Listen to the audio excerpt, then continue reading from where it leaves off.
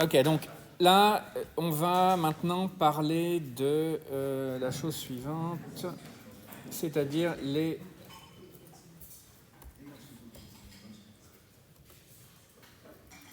Voilà, ok. Donc ce qu'on essaye de faire, c'est de trouver des minimaux et des maximaux. Ok. Donc ça va être vraiment le principe de base de ce qu'on essaye de faire dans cette partie du cours. Ok. Donc là, est-ce que je peux vous montrer une figure? Ça, c'est une question.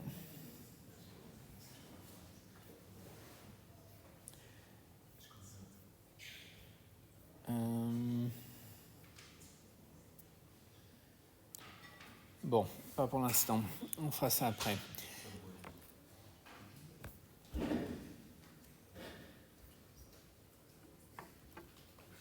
Donc, la question, c'est la suivante. Maintenant, on a une fonction qui est toujours pareille, hein, f de n variables, et le but, c'est de trouver les extrémas de cette fonction. Donc, question, qu'est-ce que ça veut dire qu'un extrémum? Donc, première question, extréma, qu'est-ce que ça veut dire? Donc, vous avez déjà vu ça plus tôt, mais vous avez vu ça en une dimension, enfin en deux dimensions, avec une seule variable x, et vous aviez la fonction f de x, et ce qui vous intéressait, c'est de savoir est-ce que j'ai un minimal local, un minimal global, etc. Donc là, qu'est-ce que vous faisiez dans ces cas-là? Vous cherchiez tous les points tels qu'on avait une dérivée nulle. Ça, c'était la première question. Donc, on cherchait les points tels que... Donc, on va les nommer ici, par exemple, x0, x1,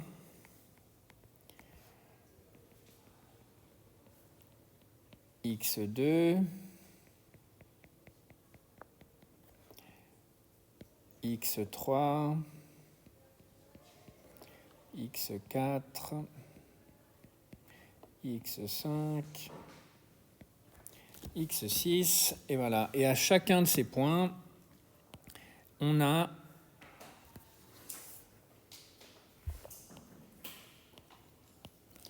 j'en ai oublié un, on va l'appeler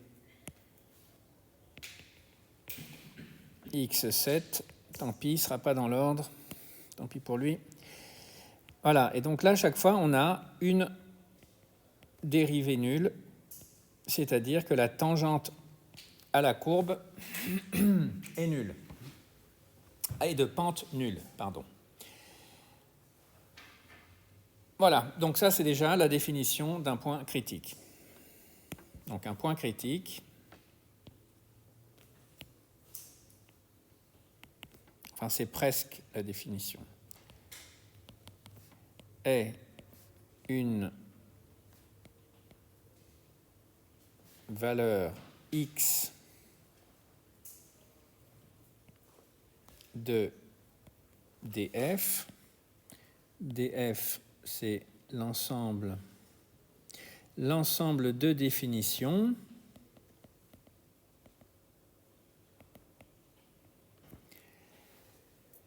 donc un point critique est une valeur x de df telle que 1, donc f' de x, c'est-à-dire df sur dx, on va dire, au lieu de dire x, on va dire x0 ici, ça sera plus facile, hein. Je vous le montre, de x0 égale df sur dx de x0 égale 0, ou, donc pas et, ou, de f' n'existe pas. D'ailleurs, ce qui est un cas que je ne vous ai pas montré, donc je vais vous le montrer maintenant. Voilà. Donc ici, on va l'appeler x8. Et on n'a qu'à en faire un autre, comme ça, il n'y aura pas de jaloux.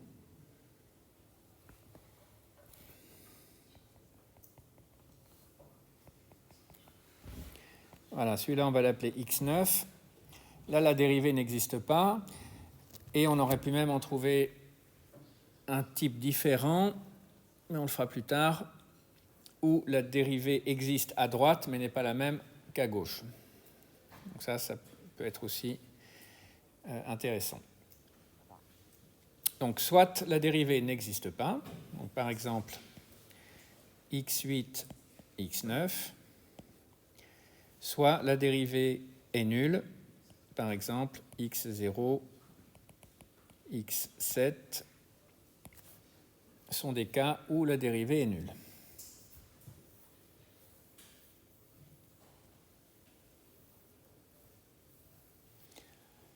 Ok, donc maintenant, notre but dans la vie, ça va être de déterminer les extrémas pour des cas un petit peu plus intéressants d'une fonction à plusieurs variables. Donc maintenant, cas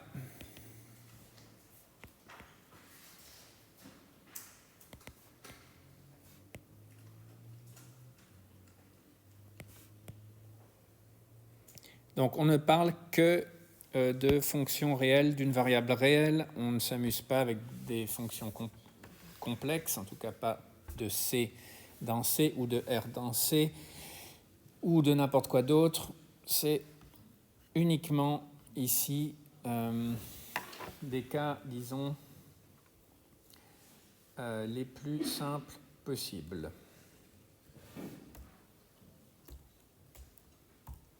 Je vais juste compiler ça.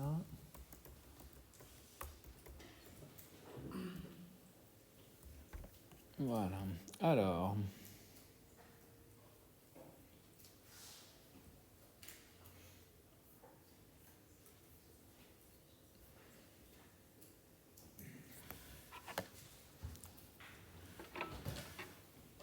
Ok, on verra ça plus tard.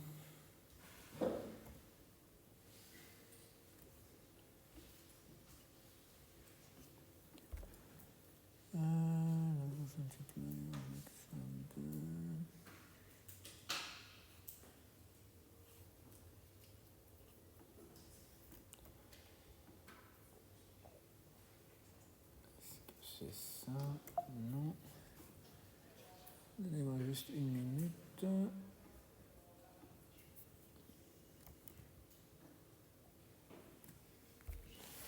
Ok, donc fonction de plusieurs variables, qu'est-ce que c'est? C'est une fonction qui, comme on l'a dit jusqu'à maintenant, prenait deux variables, par exemple x et y, et nous donnait une autre variable. Donc, je cherchais une illustration.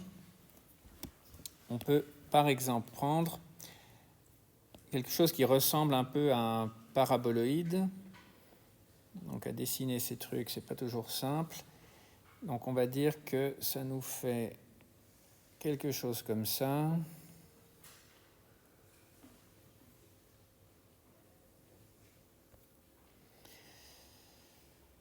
Ouais, c'est pas terrible, hein.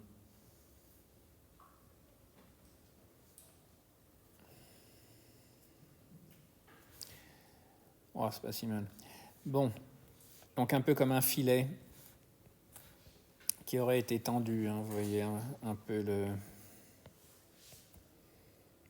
le genre de courbe dont on parle. Ouais, c'est pas parfait. On aurait pu la dessiner autrement, mais bon. C'est vraiment moche. Bon, pas grave. On voit à peu près l'idée. Ça, c'est une fonction. Vous pouvez la tracer sur Wolfram Alpha, par exemple, ou autre chose. Enfin, aujourd'hui, on peut la tracer sur ChatGPT ou je ne sais pas trop quoi. Ce que vous utilisez, tout marchera, plus ou moins en tout cas. Et cette fonction-là, elle a un point critique.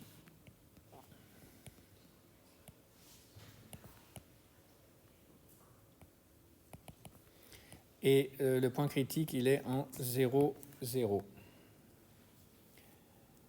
juste pour dire, et ça s'appelle un paraboloïde.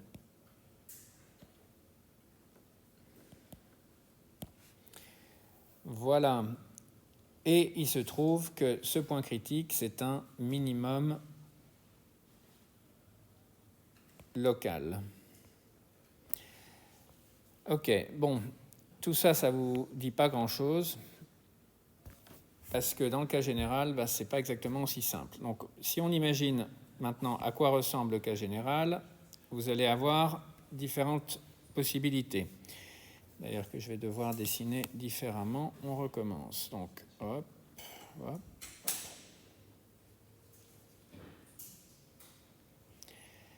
Donc, vous allez avoir des maxima. Donc, un maximum, ça va être un pic, par exemple. Vous allez avoir des minima. Les minima, ce sont un peu comme des vallées, si vous voulez. Donc, il y a les sommets des montagnes, il y a les vallées et il y a les cols. Donc, vous pouvez, par exemple, celui-là, là, je ne sais pas si c'est un col ou un minimal, on ne sait pas. On peut le dessiner à peu près comme on veut. Mais voilà les possibilités. Donc, il n'y en a pas d'autres. Toutes les possibilités sont là. Donc ça va être un maximal. Ça va être un minimum. Et tous les autres ici, ce sont des points selle. Selle comme une selle de cheval. En anglais, saddle point.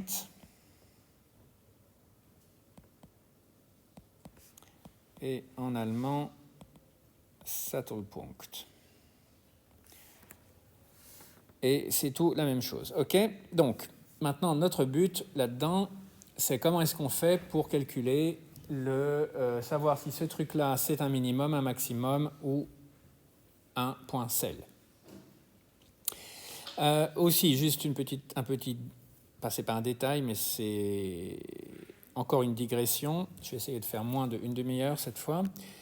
Donc, supposons qu'on soit en physique maintenant, et plus en maths, et qu'on nous dise, voilà, là, je vais mettre une bille au sommet.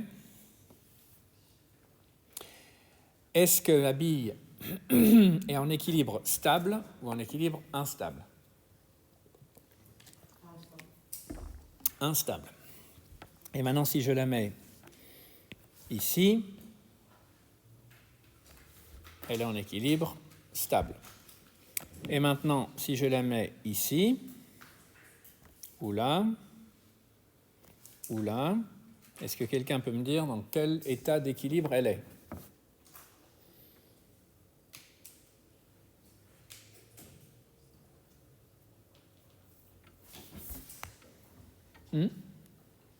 Oui. Alors, ouais, c'est très intéressant. Alors, on va faire... Ceux qui pensent stable, lèvent la main. 2, 3, 4, c'est pas beaucoup. Et instable, lève la main. OK. Et ceux qui pensent faire autre chose ? Ah, voilà, c'est les deux. Bravo. Très bien. Donc ça s'appelle métastable. Donc c'est ni stable ni instable. C'est stable dans une direction, comme vous voyez bien, parce que si on va dans cette direction, on perturbe. Parce que qu'est-ce que ça veut dire ?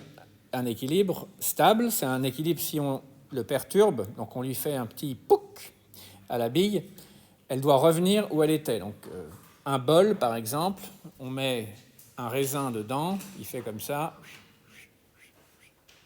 et il s'arrête. Si on met sur le bol à l'envers, on met le truc dessus, on le perturbe, il part à l'infini, enfin aussi grand qu'est votre cuisine, et il ne reviendra pas en haut. Tandis que là, il y a deux cas différents. Il y en a un où on suit cette direction, et là, il est stable, parce qu'on peut le perturber à droite, il va revenir, à gauche, il va revenir, mais si on le pousse dans cette direction, ou dans cette direction, là, il va partir à l'infini, et il ne reviendra jamais, donc ça veut dire qu'il est instable dans cette direction. Donc ça veut dire qu'il y a une direction stable, une direction instable, et ça s'appelle donc un point sel et l'équilibre est là-haut, donc instable. On va l'écrire de la bonne couleur. Instable. Là, je suis perdu dans mes couleurs. Est-ce que c'est cette couleur? Vous me direz. Je ne sais pas du tout. C'est pas la même couleur, ça, si. C'est vraiment un problème d'être daltonien. Non, c'est pas le même.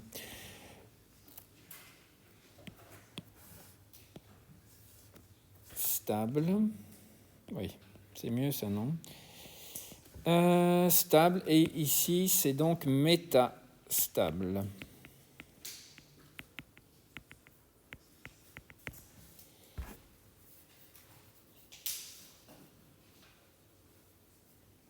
Donc, voilà. Bon, ça, c'est utile parce qu'en physique, vous poserez toujours la question. Et toujours en physique, quand vous serez devant ce cas-là, la première question que vous allez vous poser, c'est de savoir si, oui ou non, vous avez un point critique. D'accord? Donc ça, est-ce que vous êtes déjà en équilibre? Ça va être la première question. Avant de savoir si on est en équilibre stable, instable ou métastable, la première question, c'est trouver les points critiques. Donc comment on fait?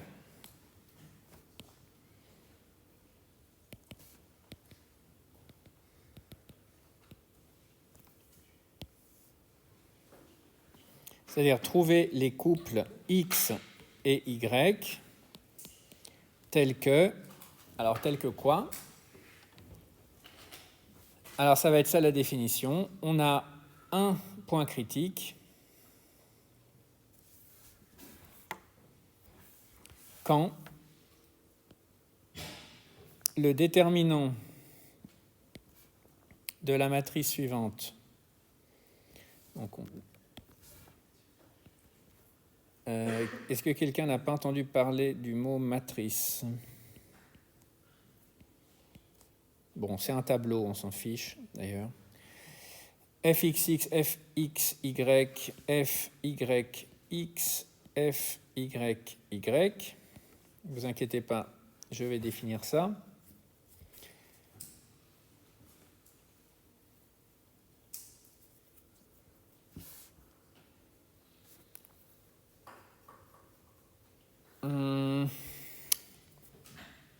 En fait, je vais le définir après.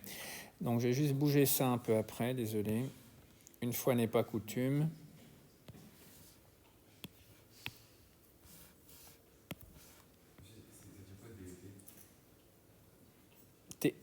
Ça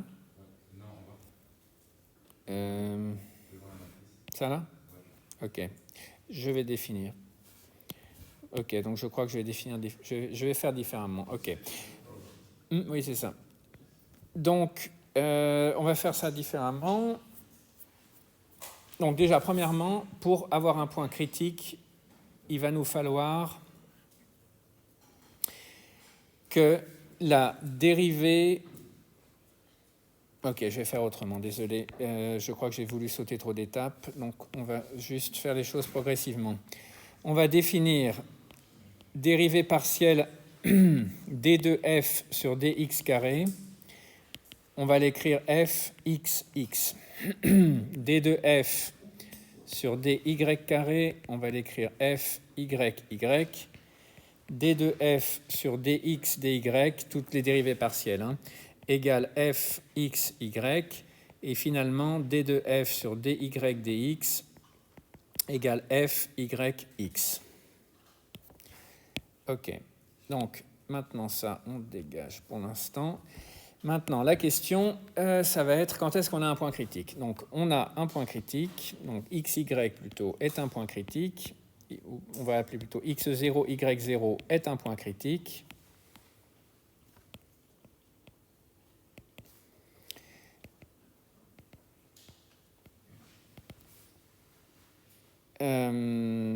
Si et seulement si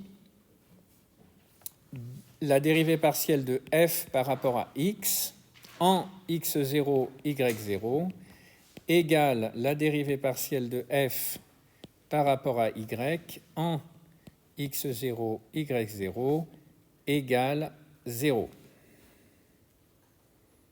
D'accord? Donc ça, c'est la base. Il nous faut d'abord les deux dérivés nuls. Oh, c'est très bien, il y a un dessin au tableau qui est exactement ce qu'il nous faut d'ailleurs.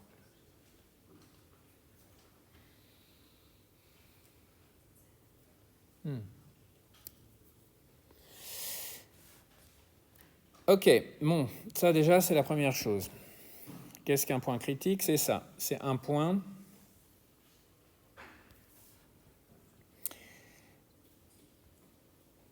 où les deux dérivés partiels s'annulent en même temps.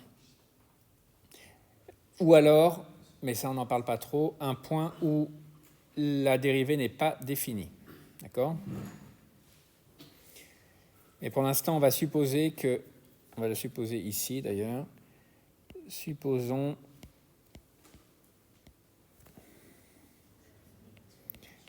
fx et fy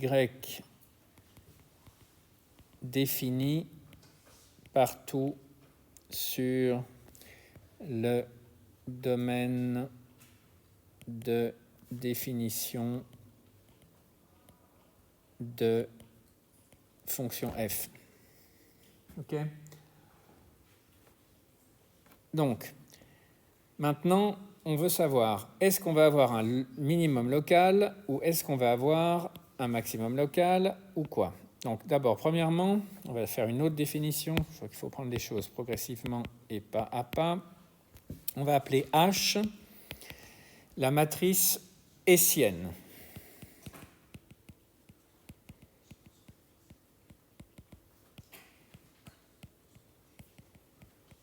Donc, qu'est-ce que ça veut dire matrice? Ça veut dire un tableau avec des nombres qui ont un nombre de lignes et un nombre de colonnes. Bon, cette matrice hessienne, elle va avoir ce qui s'appelle un déterminant. À quoi sert un déterminant? Donc, qui n'a jamais entendu parler du mot déterminant? Ça, c'est cool. Il n'y en a pas beaucoup. Il n'y en a personne. OK, bon, ça, c'est bien. OK, donc déterminant, ça nous dit si la matrice est inversible ou non inversible. OK? Donc, ça veut dire, est-ce que la matrice représente une application qu'on peut inverser ou qu'on ne peut pas inverser? Donc, à quoi ça sert ça? Je vous donne un petit exemple sur le côté. Si, par exemple, on veut résoudre l'équation à deux variables x plus y égale 2, x moins y égale 3,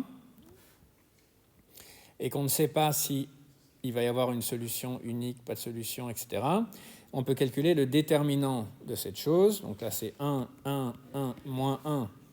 Ça, c'est la matrice, multipliée par x, y, égale 2, 3. D'accord? Donc, comment ça marche? Pour calculer la première ligne, je prends la première entrée, je multiplie par la première, je prends la deuxième, je multiplie par la deuxième, et ça me dit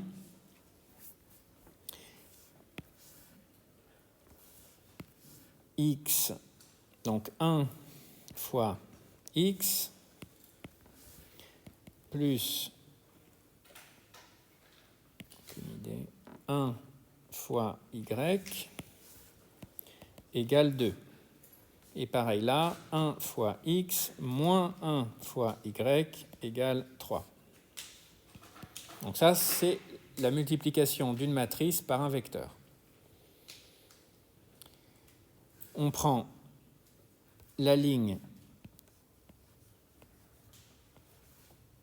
qui nous intéresse, avec tous les points ou toutes les entrées qu'il y a dedans, parce qu'il n'y en a pas forcément qu'une ou que deux,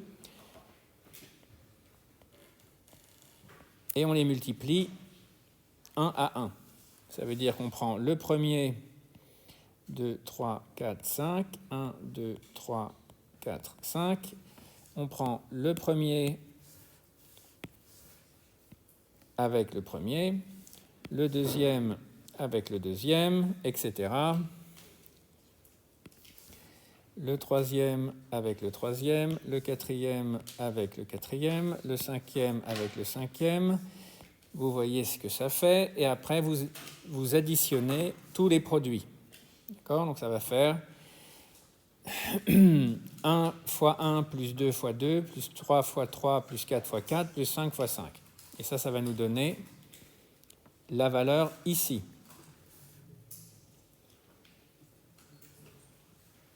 D'accord? Donc si par exemple les entrées dans la matrice c'est A11, A12, A13 et qu'ici on a A21, A22, A23, A31, A32, A33. On va multiplier ça par U1, U2, U3. Ça va nous donner A11, U1 plus A12, U2. S'il n'y a pas la place, ça va m'énerver. C'est pas grave.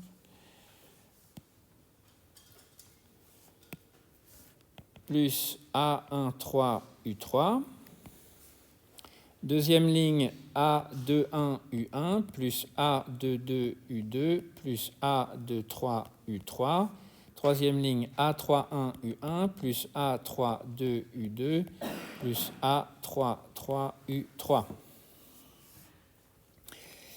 Voilà, donc là on voit bien comment ça marche. Le U1 se retrouve là, le U2 ici, le U3 là, et vous avez les coefficients qui correspondent. Donc par exemple, le A11 est ici, le A12 est là, et le A13 est là. Donc la première ligne multipliée par la première colonne nous donne la première entrée du vecteur produit. Bon, ça c'est juste un aparté, parce qu'on va surtout utiliser le déterminant. Le déterminant, ça nous dit si, oui ou non, une matrice est inversible. Ça veut dire, est-ce que l'on peut trouver des solutions à ce genre de problème. D'accord? Donc dans ce cas-là, si on voulait savoir si la matrice était inversible, on calculerait le déterminant de 1, 1, 1, moins 1. Et qu'est-ce que le déterminant de 1, 1, 1, moins 1? Ben, c'est ça. On va prendre le 1, on va le multiplier par le moins 1, puis on va dire moins le 1 multiplié par ce 1-là. Donc comment ça marche? C'est égal à 1 fois moins 1 moins 1 fois 1. Et les 1 en question, ils ressemblent à ça. Donc 1 fois moins 1 moins 1 fois 1. Donc le moins qu'il y a là ne correspond pas à quoi que ce soit dans la matrice. Ce moins-là, c'est moins 1 puissance i plus j. Et ce que vous faites, c'est que vous calculez simplement, pour ceux qui savent, la matrice des cofacteurs, et c'est ce que vous mettez dans ce déterminant. Okay? Donc, oui. Ce n'est pas le théorème de Laplace. Alors ça, je ne sais pas, peut-être. Normalement, si on avait marqué de 3 fois 3, c'est là. Alors là, sûrement, je ne sais pas du tout ce que c'est, mais si on a une matrice de 3 fois 3, eh bien, on fait ça.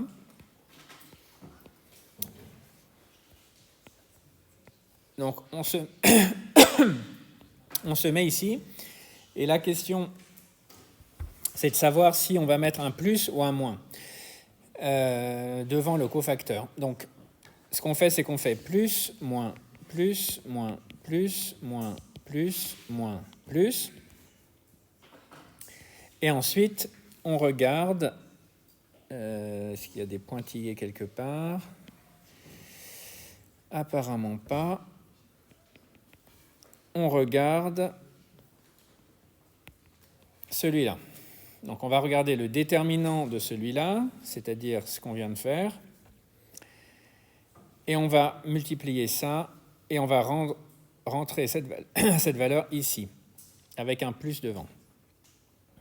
Donc ça ressemble tout à fait à ce que vous dites. Et ici, c'est difficile à dessiner, mais on va prendre ici un moins, et on va regarder le déterminant de cette matrice-là que je dessine dans l'autre couleur, et la valeur, on va la mettre ici, mais avec un moins. Puis, on va prendre le troisième, qui est ici, et on va regarder la matrice que je dessine de cette autre couleur. On va en déterminer le déterminant de la même manière que ce qu'on vient de faire, et on lui mettra maintenant un plus. Donc ça s'appelle la matrice des cofacteurs. Et je me souviens quand j'étais en classe prépa, quand il y avait des... Enfin, on s'amuse comme on peut. Quand il y avait des trop de queues au ski, je m'amusais à essayer d'inverser ces matrices 3-3 dans ma tête avec des nombres simples. C'est pas du tout facile parce qu'il y a plein de trucs à se souvenir. Donc ça occupait beaucoup de temps. Voilà, mais donc on va pas s'intéresser à ça. Alors je sais pas ce qu'est le théorème de Laplace, mais je peux chercher. Et je pense que ça doit être la même chose parce que la formule générale, je pourrais pas vous l'écrire maintenant, mais on se retrouve avec un moins 1 puissance i plus j, où i c'est le numéro de la ligne, j c'est le numéro de la colonne, fois le déterminant de chaque cofacteur. Mais nous, on n'a pas besoin de tout ça, on a juste besoin de ça, c'est-à-dire de cette matrice, et de savoir en calculer le déterminant. Et pour calculer le déterminant de cette matrice, on prend la valeur qui est ici, on la multiplie par celle qui est sur la diagonale, d'accord? Donc, on multiplie. Ensuite, on prend les valeurs de ces deux trucs, on les multiplie, et on soustrait le deuxième au premier. C'est-à-dire qu'on fait déterminant de h égale f x x f y y moins f x y f y x. Voilà, c'est tout.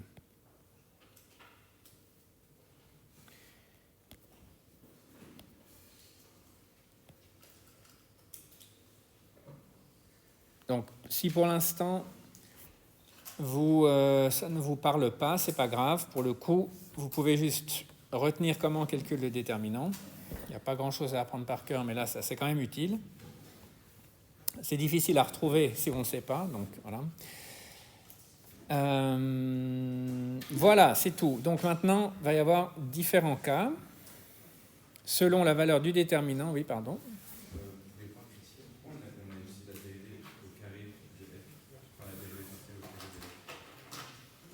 C'est parce que ce n'est pas la dérivée partielle au carré, mais la dérivée seconde. Ça, c'est la dérivée seconde, ça, c'est la dérivée seconde, et ça, c'est aussi la dérivée seconde, mais ouais, c'est une bonne question, par rapport à x puis y, et puis par rapport à y puis x. Oui, c'est des dérivés, ce sont des dérivés. Donc ça, oui, alors je pensais que c'était... je ne sais pas comment l'écrire d'autre. Je vais l'écrire explicitement. Dérivée seconde par rapport à x. Ici, c'est pareil, par rapport à y. Et ici, c'est par rapport à x, puis par rapport à y.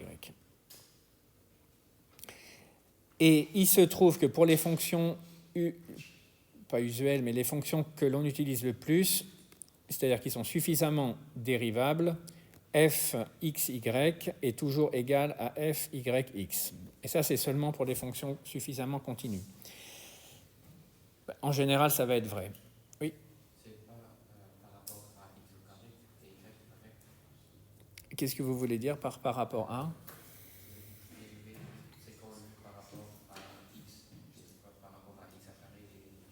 Ah non, non, non, non, non, non, non, non, non, non, non. Pas du tout.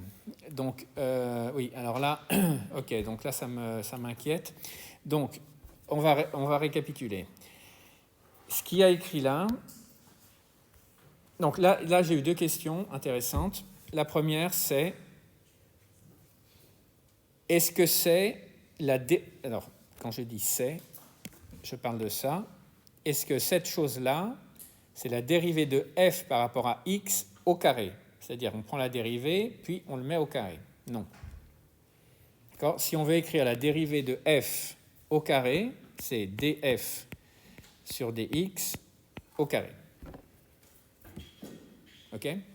Donc, ce 2 qu'il y a ici, c'est le même 2 que celui qu'il y a là. Ça veut dire qu'on différencie, on dérive deux fois. Okay? C'est tout ce que ça veut dire, rien d'autre. Si on dérivait n fois, là-haut, on aurait un n, et ici, un n. Okay? Donc là, pareil. Un 2 là, un 2 là, et ici, on a deux fois le y, donc 2. Et ici, pareil, parce que pourquoi est-ce que tout à coup là, j'ai un 2 qui est illisible? Comme ça, c'est encore plus lisible. Donc d2 f sur d, 1, 1. OK? Donc 1 plus 1, 2. Si on avait, par exemple, d 37 f sur d, on pourrait dire, par exemple, 23x d 14y. Vous voyez? Donc 23 plus 14, 37. Je dérive 23 fois par rapport à x, puis 14 fois par rapport à y, et en tout, je dérive 37 fois. Donc en haut, je mets 37, en bas, je mets chacun des trucs. Okay? Si j'avais 2000 variables, je pourrais avoir par exemple d2000 f sur dx1, dx2, dx3, dx4, dx5 jusqu'à dx2000. D'accord? Donc ça, c'est juste une notation. On est plus ou moins obligé de l'utiliser, même si ça ne sert à rien pour nous, parce qu'on n'a que 2 variables, pas 35. Mais si on avait 35 variables, on pourrait utiliser exactement la même. C'est pour ça que c'est plus général que de juste dire ça. Si on écrit f, x, y, bon, tout le monde comprend ce que ça veut dire, mais ça n'explique pas directement l'opération. Donc voilà. Mais à partir de maintenant, on n'utilisera plus que cette notation-là, parce que c'est beaucoup plus simple. Il me reste 4 minutes avant que j'arrête. L'autre chose, c'est qu'on dérive d'abord par rapport à x, puis y, ou y, puis x. Dans les notions, enfin les équations, les fonctions qu'on va regarder, ça ne changera rien. Et je vous conseille, quand vous ferez ces exercices, qu'on va reprendre tout la prochaine fois calmement, de calculer les deux. C'est-à-dire vous calculez d'abord par rapport à x, puis par rapport à y. Et ensuite, vous inversez. Vous calculez par rapport à y, puis par rapport à x, et vous voyez si vous trouvez la même chose. C'est un moyen de vérifier. Si vous ne trouvez pas la même chose, c'est vraisemblablement faux. Ça vous permettra de vous assurer de faire moins d'erreurs de calcul. Voilà, donc je vais juste vous écrire, parce qu'on a 3 minutes, je vais les utiliser. Je vais vous écrire comment ça marche. Donc le premier truc, c'est que les points critiques, c'est si le déterminant de h est strictement positif et que f, x, x est, lui, strictement positif, on a un minimum local.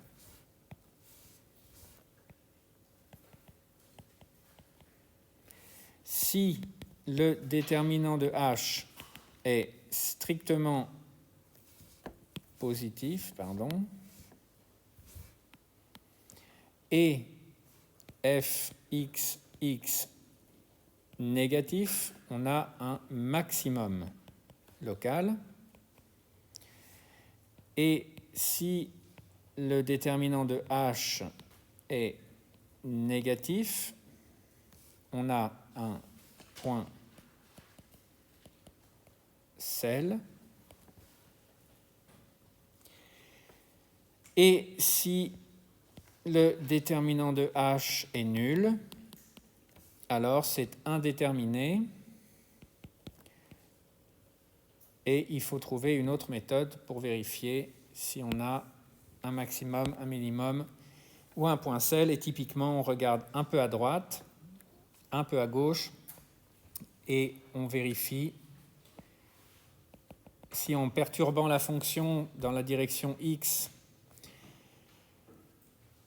la valeur de la fonction augmente à gauche et à droite, on va avoir un minimum. Si la valeur diminue à gauche et à droite, on va avoir un maximum.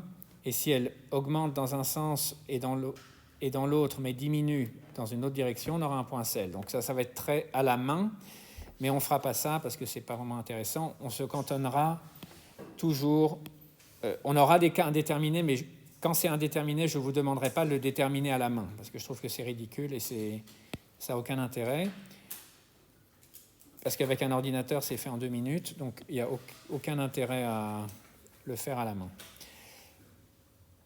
Parce que vous saurez le coder, enfin, c'est vraiment pas dur. Voilà, donc ce qui nous intéressera, c'est ça. Ça nous intéressera, mais on ne cherchera pas à trouver l'indétermination. Et la prochaine fois, on va faire des exemples variés et divers. Et entre-temps, vous pouvez vous amuser à essayer de tracer ça sur Wolfram Alpha, par exemple, et trouver les minimaux et maximaux. Merci pour votre attention et toutes vos questions, c'est très intéressant. Merci.